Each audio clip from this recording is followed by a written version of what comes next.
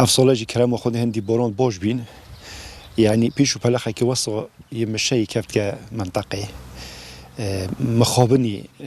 يعني باز حيواني كيما كوبيتا وكي بيجن شراندن وداو صندن جبال هندي ام قالك وقالك دورو بريد خوا ام هول دين درين جبال هندي كو بر اوغرا خدينا كات نزيك يعني هكا ام لازينا كاين اوغر منطقه بكوي دي قالك يوب زحمت بكو ام بشين يعني دست المدار كويتن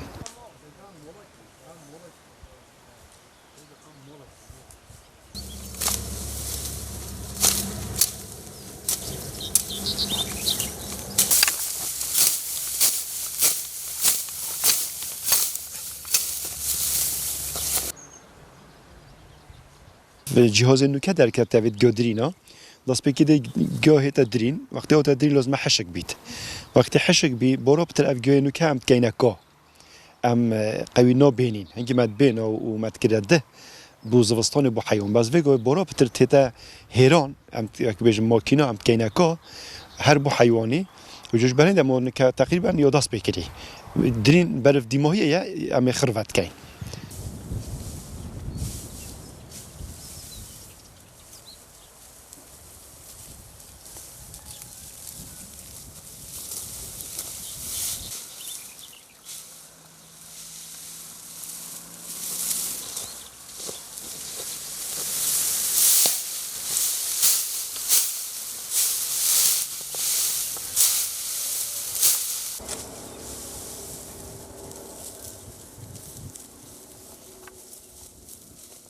كما خوي فيجينغ هيفا جرته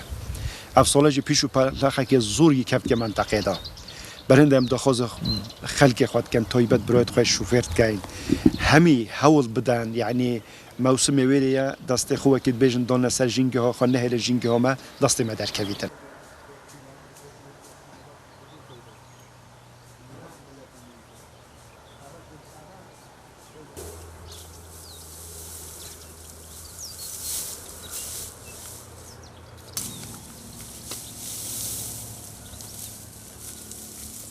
ام دخواز جهت پیوندی دار جیت کن